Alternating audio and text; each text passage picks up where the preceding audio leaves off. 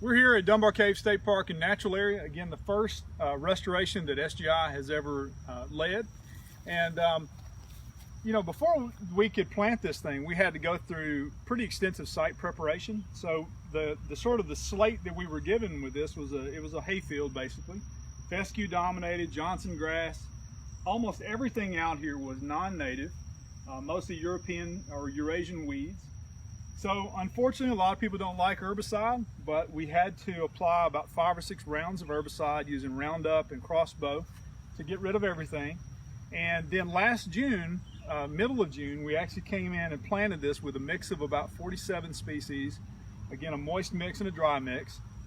And what you're seeing here is 11 months after. We have a great amount of regeneration. Almost all the green you see is native.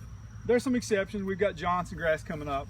But next week, this is going to be absolutely alive and bursting with color. From all of this is going to be yellow with black-eyed Susan.